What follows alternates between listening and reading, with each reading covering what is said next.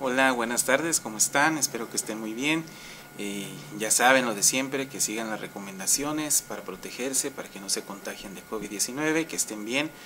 Les deseo lo mejor, chicos, que no se desesperen en esta cuarentena. Esperemos que ya pronto esta pesadilla termine y podemos volver a nuestra vida normal. Bueno, en esta semana vamos a tratar dos temas interesantes que tienen que ver con el socialismo utópico y las diferencias con el marxismo científico o el materialismo histórico dialéctico o socialismo científico, o como ustedes le quieran llamar.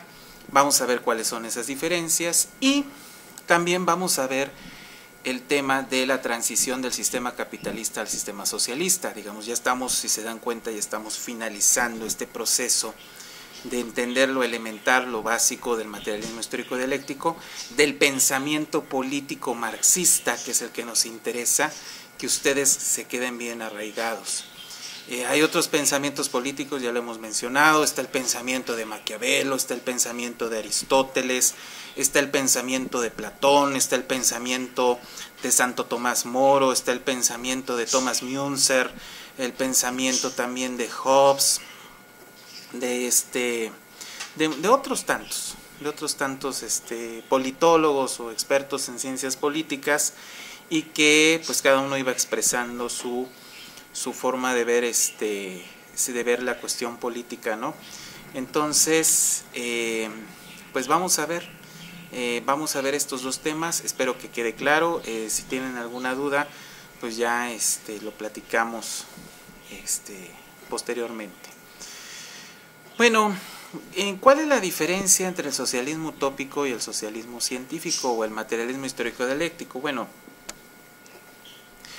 la primera diferencia es que el socialismo utópico nació de eso, de la utopía, precisamente, que la utopía, pues esos ideales de una sociedad mejor, de una sociedad perfecta, de una sociedad ideal, donde no exista la explotación, una sociedad donde no exista la propiedad privada de los medios de producción, una sociedad donde exista la justicia social, donde exista la fraternidad, donde no exista el crimen.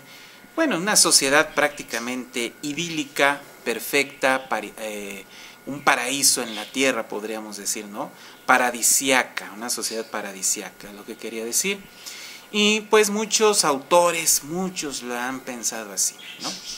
Incluso hay quien dice que los primeros socialistas utópicos fueron los cristianos primitivos. ¿Por qué?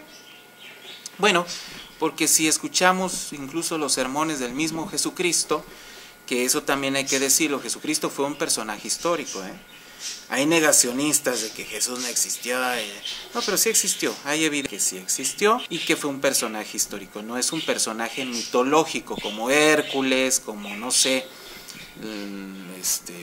Prometeo y todos estos, los dioses griegos. No, esos sí son personajes mitológicos, no hay evidencia de que hayan existido.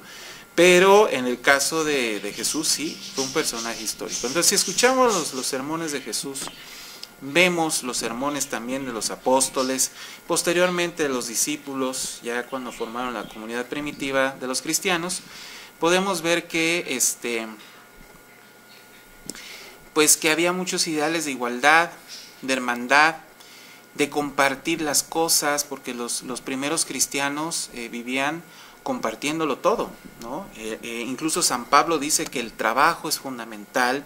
Él es uno de los primeros, de los pioneros de decir que el trabajo es la base de la sociedad, que es lo fundamental para la supervivencia y que el cristiano tiene que trabajar, tiene que producir. Inclusive hay una parábola de Jesús que habla sobre ello, ¿no? El que se le da un talento debe de multiplicarlo por dos, ahí ya hablé como cubano, por dos, ¿no? No, multiplicarlo por dos el talento, y si se le dieron dos, que lo multiplique por 4, y que si se le dieron 4, que después ya tenga 8, ¿no? El mensaje de Jesús es, en esta vida hay que trabajar, hay que producir riqueza, y no solamente riqueza material, sino Jesús, su mensaje era riqueza espiritual, ¿no? Entonces, pues ya estas ideas de una sociedad basada en el trabajo, de una sociedad basada en la igualdad, en la fraternidad, en la unión, en comunidad, porque acuérdense que la iglesia era una comunidad Acuérdense que la palabra iglesia viene de la palabra eclesia, ¿no? ¿Qué significa eso? Iglesia, comunidad. Entonces la iglesia es eso, es una comunidad.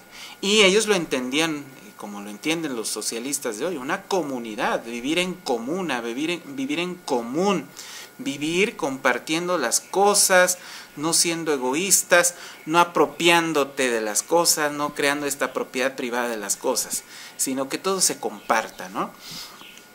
Entonces los cristianos primitivos fueron los pioneros, por así decirlo, por lo menos en nuestra era, la era cristiana, de iniciar con estas ideas. Pues si nos vamos más atrás, pues los griegos ya también tenían esas ideas de igualdad y de comunidad, de ser una sociedad más colectiva, etcétera. Si nos vamos más atrás, pues la comunidad primitiva, ¿verdad? Pero sí, digamos que fueron los pioneros en esta era de tener esas ideas utópicas de una sociedad mejor, hermanada y idílica, ¿no? Y ya después vinieron otros, ya más en la era más cercana, en la era más de la modernidad. Pues tenemos al mismo Thomas Müntzer, protestante, tenemos a Santo Tomás Moro y tenemos a Saint-Simon y a otros que tenían esta idea de una sociedad igualitaria, de una sociedad donde no existiera la explotación, una sociedad donde a los ricos se les quitaran privilegios, donde la misma iglesia regresara a su estado original, a su estado primitivo de humildad, de pobreza, de comunidad, ¿no?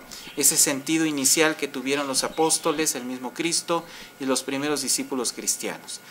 Thomas Müntzer decía, Dios tiene que regresar a la tierra, Cristo, a instaurar el milenio de paz. Acuérdense que hay una creencia cristiana del milenarismo, que se llama milenarismo, es una doctrina, donde dice que Jesús va a regresar en su parucía, va a instaurar un reinado de 1000 años de paz, de prosperidad, etcétera, que va a vencer al mal y tal.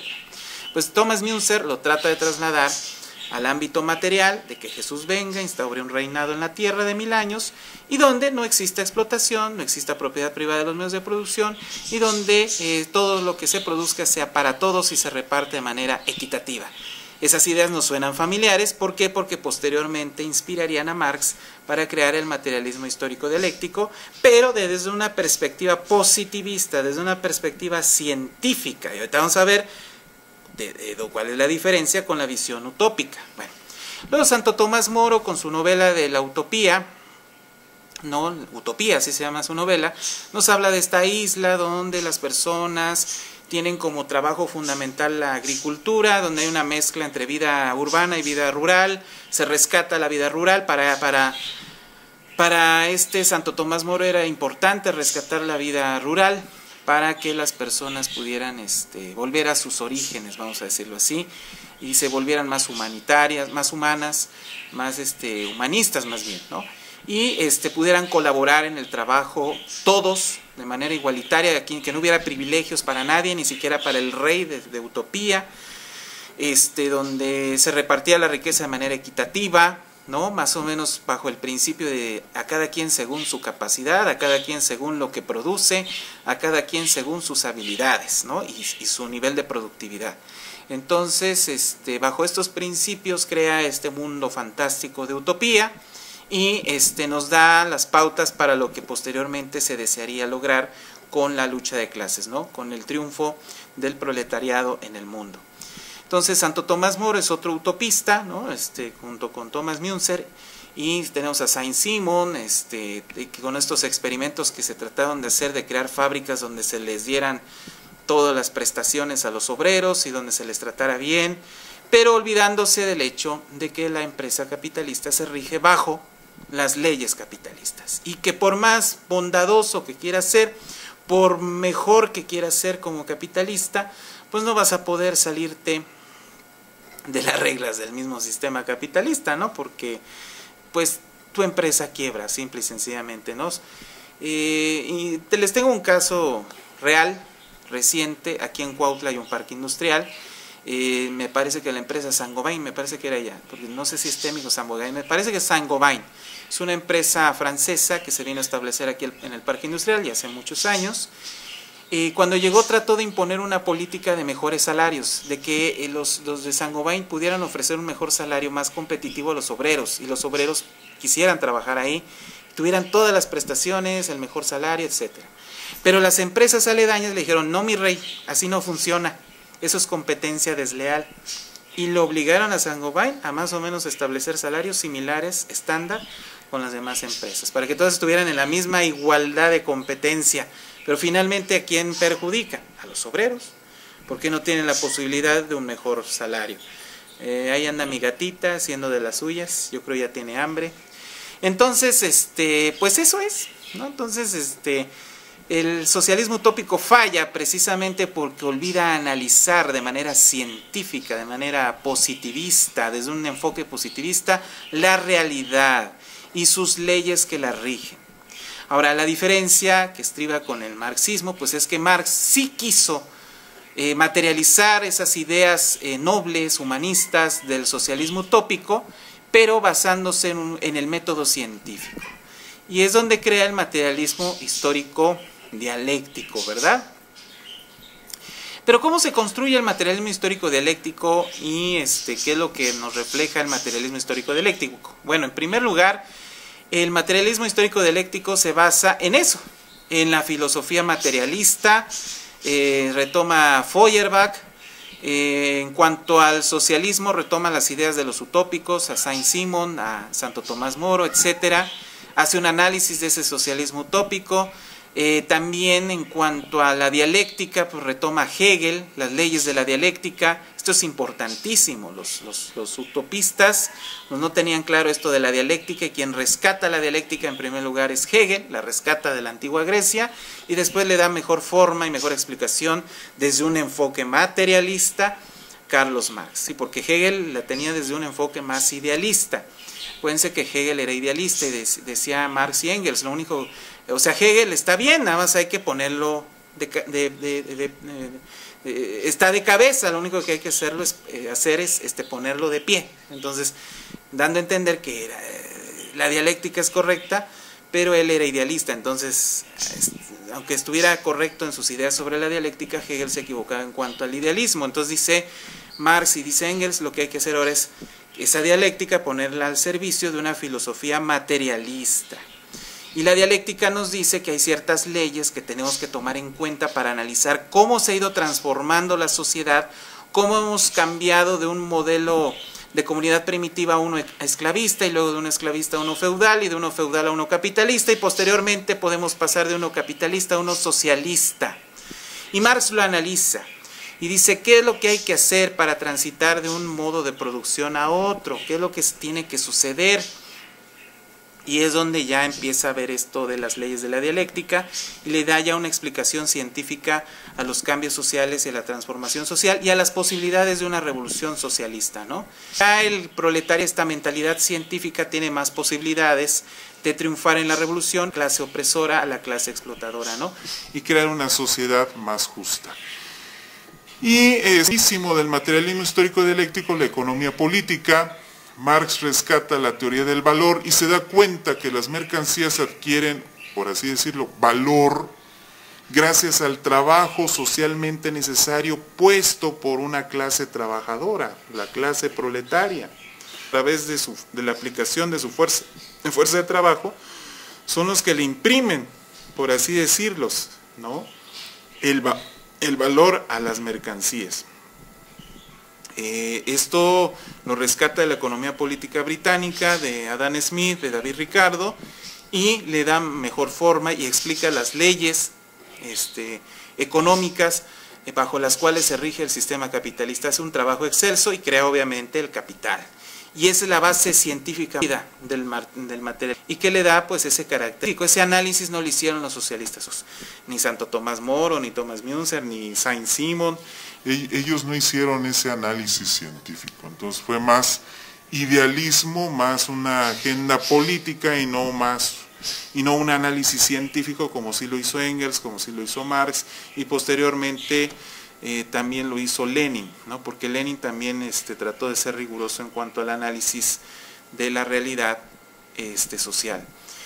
Y bueno, ¿cómo logramos visión de la capitalista al sistema socialista? Pues en primer lugar, si nosotros no adquirimos conciencia de clase y no logramos que nuestros camaradas de clase no adquieran esa conciencia de clase, pues prácticamente es imposible, prácticamente es una utopía, ahí sí se convierte en una utopía, el pensar en una sociedad mejor, ¿no? Las cosas no se logran por sí solas, tenemos que trabajar nosotros para que las cosas sucedan, ¿no? Aunque las leyes de la dialéctica son implacables y tarde o temprano obligan a la sociedad a cambiar, pero nosotros jugamos un papel importante, somos un factor fundamental para ese cambio social, ¿no? Entonces, ¿cómo logramos esa transición? Primero logrando que nuestros compañeros adquieran esa conciencia de clase. Si ellos no adquieren esa conciencia de clase, pues prácticamente va a ser imposible que ellos logren realmente un cambio social, una revolución socialista y puedan realmente salir adelante como clase social explotada, ¿no? Y crear una mejor sociedad. Entonces, lo que hay que hacer, según esto, es crear una sociedad donde la lucha de clases nos lleve a una sociedad más libre, también donde se planifique la economía, la producción de bienes y servicios solamente para satisfacer las necesidades elementales. Hoy en día el sistema capitalista se produce de manera anárquica, incluso algunos autores lo han llamado el anarcocapitalismo, es decir, el capitalismo produce a diestra y siniestra mercancías con el afán obviamente de ganar, o sea, no hay un afán o un objetivo de ayudar o de satisfacer necesidades, lo único que se quiere es hacer más rico al capitalista, que se vaya acumulando cada vez más capital, aunque exista una sobreproducción de mercancías que muchas veces no son necesarias o que se quedan ahí rezagadas, y por eso luego surgen las crisis de sobreproducción, ¿no? Que más o menos es lo que está pasando ahorita con el petróleo, ¿no? Es decir, el sistema capitalista está ahorita en una tremenda contradicción, es una de sus contradicciones. Produce de más, pero hay poca demanda. Y hay poca demanda. Oigan, a mi gata está haciendo ahí su concierto, porque hasta canta la canija. Bueno, entonces se produce de más, petróleo. La gente no lo consume porque está confinada por lo del COVID-19. Y aparte porque hay una crisis. Todas las empresas cierran. Y la gente no tiene trabajo, pues ¿con qué dinero va a comprar gasolina? Supongamos que tienen coche, ¿no? Sí, tendré mucho coche, pero no tengo trabajo y no tengo con qué comprar gasolina. Pues entonces la demanda de gasolina baja porque hay una sobreoferta, hay gente que no quiere comprar y eso va haciendo que se acumulen estos barriles de petróleo y se genera una crisis del sistema capitalista, lo que se le llaman las crisis de sobreproducción, que Marx las explica muy bien en El Capital y que en otros libros donde de manera más básica se explica estos fenómenos, como el de Nikitin, pues nos dicen que se dan este tipo de crisis. También Martha Harnecker lo hace, ¿no? Es una de las contradicciones del sistema capitalista. Hay sobreproducción, sobre demanda, hay una oferta, muy amplia, muy grande de productos, pero no hay quien la compre, la demanda es baja. Hay sobreoferta, pero hay una muy baja demanda. Y es una de las contradicciones. ¿Por qué? Porque la pobreza cada vez se hace más grande. Entonces, por lo tanto, si la gente es pobre, no tiene con qué comprar. Y esa es una de las contradicciones del sistema, ¿no? Entonces, lo que se requiere en una sociedad socialista es planificar la economía para solamente producir lo que se necesita, lo que es necesario, sin hacer esta sobreproducción que pues a la hora de la hora puede provocar un problema, ¿no? También se pretende eliminar de manera definitiva la explotación del hombre por el hombre. Obviamente eso es paulatino. Acuérdense que la sociedad socialista o el socialismo científico ya es una etapa de transición del capitalismo al comunismo, ¿no? Al comunismo moderno o científico. Entonces, todavía hay algunas características del sistema capitalista en el socialismo, entonces no es 100% la sociedad que se espera hasta que lleguemos al comunismo. Entonces, todavía existe el Estado, todavía el Estado se usa como un aparato de represión, obviamente en favor del proletariado, ya no de la burguesía. A los trabajadores no se les da a cada quien según sus necesidades, sino a cada quien según su capacidad, a cada quien según sus habilidades y lo que produce. Entonces, si tú produciste tanto, este es tu salario, pero si produciste menos, ese va a ser tu salario, o tienes menos capacidad que este, vas a ganar menos, y así. Eso digamos que genera equidad, más no la igualdad, que es lo que desea al final de cuentas el comunismo, ¿no? Que a todos se les dé según sus necesidades, ni más ni menos, ¿no? Entonces, eso es lo que se pretende también en el socialismo, que se acabe la explotación. También es que exista un cambio cualitativo y radical, donde pues ya todos esos sistemas de represión del sistema capitalista empiecen a decaer, ¿no? Que los medios de comunicación, por ejemplo, hablando del tema de los medios, se conviertan en aliados de la clase proletaria y no en enemigos, ¿no? En sistemas de control social.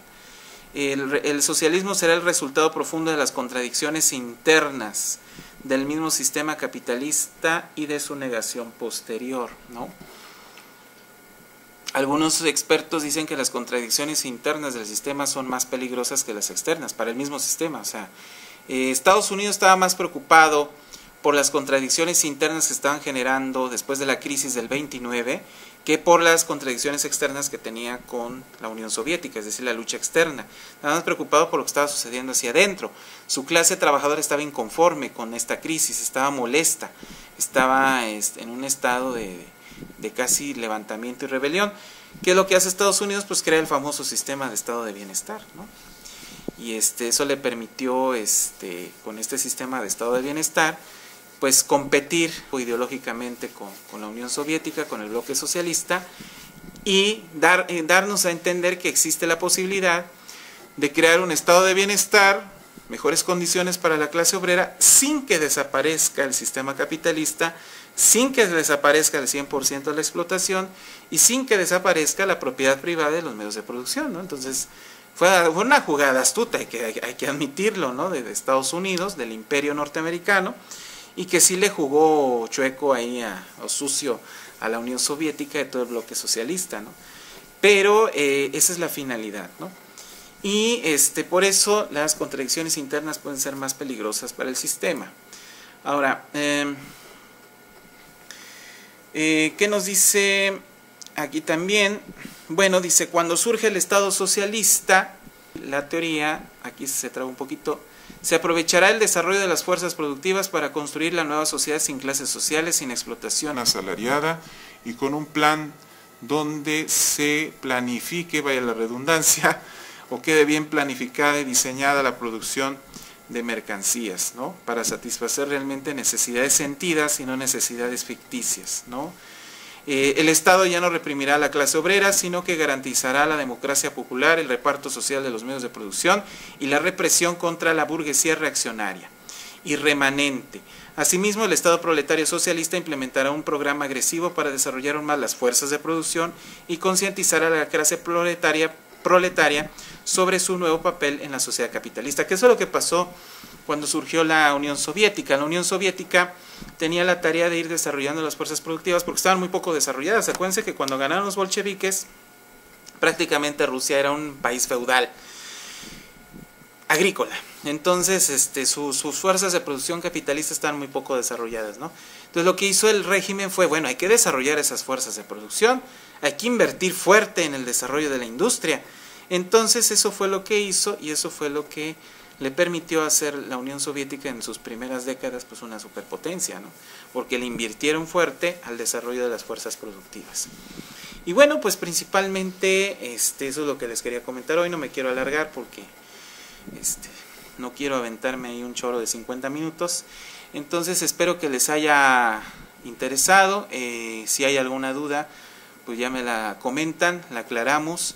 Y espero que hayan aprendido algo nuevo hoy, hagan sus anotaciones en la libreta y también reflexionen sobre todo esto.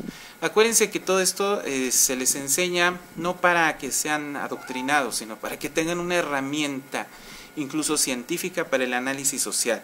Ustedes como periodistas necesitan teoría social, de lo contrario, pues no podrán entender los fenómenos que pasan allá afuera y su trabajo periodístico no va a tener la misma calidad si tienen ustedes teoría social, ¿no?